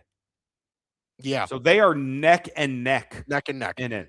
The only thing that I'll say this, the only thing that Con Knipple really has over Cooper Flagg is efficiency. Cooper Flagg had rookie shooting stats, right? So he averaged 21 points a game. 21 points a game, almost 7 rebounds and 4.5 assists for Cooper Flagg. But Cooper Flagg shot 46.5% from the field, which is all right. And he shot 29% from 3, which is not good. And Con Knippel has helped his team get to at least the play-in. Right. Con Knippel is, again, 19 points a game, 5 rebounds, 3.5 assists, 48% from the field. That's a little better. Yep. And again, like I said, 43% from 3, which is outrageous. Mm-hmm. Especially at the volume that he shoots threes. He shoots 8 threes a game, and he's shooting 43%. Right. So, I mean, all right. Yeah, Knippel so you got that one correct. And by the way, you brought up efficiency. I just thought I'd throw this at you as well. The NBA league leader currently in efficiency, Nikola Jokic. Moving on, most improved. So again, I don't get it. Most improved. Okay. I look at this and I find it fascinating. So I'm giving you the top 3. They technically have 4 listed, but one's way out there, so I'm not even bothered with him. Here are the top 3. Put them in order. Nickeil Alexander-Walker, who we've talked about. Yeah. Deni Avdija of Portland, who made the All-Star team this year. And Jalen Duren of Detroit, who also made the All-Star team this year. Ooh. Put those 3 in order for most improved player. I think I'm between those 2. Okay. Deni Avdija and Jalen Duren. You want to talk? Deni Avdija has done a complete 180 for his NBA career. Yes, he has. Deni Avdija in the early part of his career sucked. Mm-hmm. And he has, in Portland, he has completely turned it around. Yep. I will, however, say I think it is Jalen Duren, Deni Avdija, and then Nickeil Alexander-Walker. Now, again, Nickeil Alexander-Walker had a great season in Atlanta. All of those things are definitely true. But listen, if they're giving Shea such massive credit and clout for his success in Oklahoma City, I think Jalen Duren is probably getting the same respect in Detroit as well. I mean, obviously, Cade Cunningham is the leading man there, but Jalen Duren has been crucial for their success in Detroit as well. So I'm going to say Jalen Duren, Deni Avdija, Nickeil Alexander-Walker. All right. Well, Mike Guido, according to DraftKings, you got all 3 of those wrong. Wow, really? Nickeil Alexander-Walker is the current favorite for most improved player at minus 1,200. Wow. Second is Jalen Duren at plus 900. Oh, I literally got every spot and wrong. Deni Avdija is plus 1,000 according to DraftKings for most improved player. Which I guess that again, Deni Avdija was good last year too, so that makes sense to me. I guess. So yeah, right now Nickeil Alexander-Walker, heavy favorite. I mean, he just broke the Hawks franchise record for threes in the season. So who is the way out there one? Avdija. Oh, the fourth one that I didn't mention, Jalen Johnson, also of Atlanta. Oh, okay. He's plus 10,000. But you can technically bet on him. All right, last one, and then we got to look at the fashion, and then we got to wrap up. But clutch player, they technically have 6 listed. I'm just reading off the top 3. Put them in order. Jamal Murray, Shai Gilgeous-Alexander, Anthony Edwards. Who is the clutch player of the year this year? I mean, according to DraftKings. I mean, at this point, I think I'm just guessing. Mm-hmm.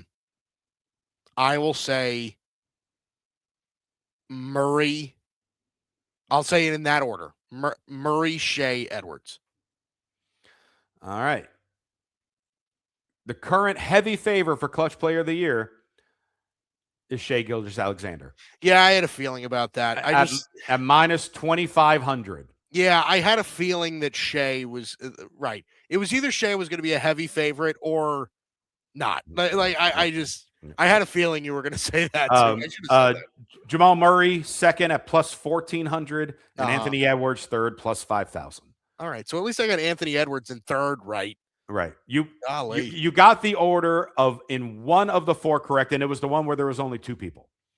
So congrats. At least you know I didn't cheat, Josh. You did not cheat, and I admire you and respect you for that. All right. So now I have my own little game for you. Yes. So today a number of Major League Baseball teams came out with their City Connect uniforms, 8 to be exact. And I'm interested to see if you like any of them, and maybe if you could at least pick out a favorite and maybe a least favorite. So Okay. if I have you not, are I have watching, not there's seen the any visual of here. these. You have I've not seen seen anything. them. So here it is. Here is the picture. So Huh. over to the left Okay. is Wyatt Langford with the Texas Rangers. The Wisco jerseys, that's Christian Yelich. That's for the Milwaukee Brewers. I honestly, if I was just looking at this, I would have had no idea who Wisco would have been for. Yeah. That is for the Milwaukee Brewers. The San Diego Padres, obviously in the back there, that's Jackson Merrill. Cole Reagans is there for the Kansas City Royals. Then in the back with the red jersey, that's Hunter Green with the Cincinnati Reds. Adley Rutschman with the Baltimore Orioles. He's there with the catcher's gear on. That's obviously Paul Skeens with the Pittsburgh Pirates, and then Ronald Acuna with the Atlanta Braves. So I'll leave this up here, Josh. I'll let you analyze for a little while. So are there any that stand out? Are you a fan of any of these? Honestly, there are 2 of these that from this photo I really like. I honestly love the Atlanta Brave Baby Blue one. I think that's a very unique color, and I like the look of the lowercase a on the hat. I think it's unique, and it stands out. Say it again.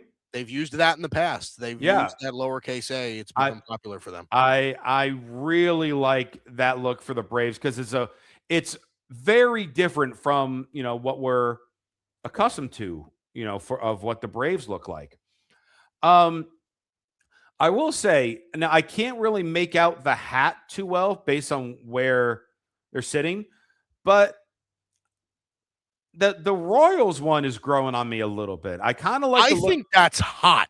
Yeah, I like the look of the R on there with the crown on top of it. So those are probably my 2 favorites in this group. I will say this. I think that Pirates one looks atrocious. Yeah, that's bad. That to me reminds me of, you remember, like in like the mid 90s where everyone was all about like the brand No Fear. Oh, yeah. Yep. Where they just had unique fonts and like cocky slogans on them and stuff like that. That's just screaming no fear to me. So like if that jersey came out in the 90s, would have been a bestseller. I don't think that look is good right now. The Rangers one, boring. It's almost identical to what they got now. Yeah, I don't like it. It's too plain. And then like I said, like the Wisco one, because I mean, I don't know what the history of the word Wisco is with Milwaukee. Wisconsin. Oh, short for Wisconsin. I didn't think of that. I think that's neat. That's cool. I'm just not crazy with the name. If I had to think that hard about the name, then it should. The jersey itself is fine. If it said Milwaukee instead of Wisco, yeah, it's one of those where I think the concept is cool, but I think the jersey is pretty average. The Padres one looks fine. The Reds one looks fine. The Orioles, are his sleeves like a dark green? I was thinking that. I think it is. Okay. It is an interesting color. I think the jersey is a little stupid. Like, I love the Oriole on top of the R. I think that's a nice little touch. But the B more, I think that's dumb.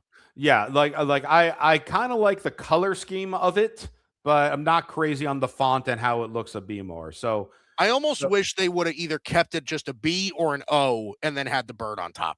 That would have been cool. That would have been cool. But give me that Atlanta one and Kansas City one. Give me those 2 all day. Yeah, I think so. I'll say this. I think you're dead on with the Kansas City one. I think, and the Royals usually do a really good job with their City Connects. Their design team is incredible. I think the Royals one is really, really nice. I actually really like the San Diego one. I think the San Diego Padres jersey is actually really cool. That's a cool looking jersey. Atlanta, I think, is very classic looking. That's a very classy jersey. Mm-hmm. It also, if you notice, the Atlanta jersey is a T-shirt. It is not a button-down. Oh, I like it even more. It is not a button-down. It is a shirt. So it is interesting the way that they did that. Yeah. I will say the ones that I think are bad, I think the Pirates one is bad. I think the Rangers one is bad. Mm-hmm. We didn't really talk much about the Reds. Again, it looks kind of similar to what they already have, like the Rangers. And the thing for me is that I'm a sucker for red. Mm-hmm. I love red jerseys. I love red uniforms. Like, I just think it's such a cool look. Except when you're the Texas Rangers and you do that to your uniforms. But this like brightish red that these scarlet reds, I think are just a really, really cool bit. So I like it. And I do like the concept behind the Wisco. I think the Wisco is cool. But I wish they did more with the jersey. I really do. And the Brewers have nice uniform designs. They really do. In a lot of ways, the Brewers have they're a clean looking organization. So yeah, there we go. All right. All righty. Well, and because we got to wrap up, and again, we are not going to be on next week. We'll be back in 2 weeks. We actually might not be on for 2 weeks. Oh, well, that breaking news.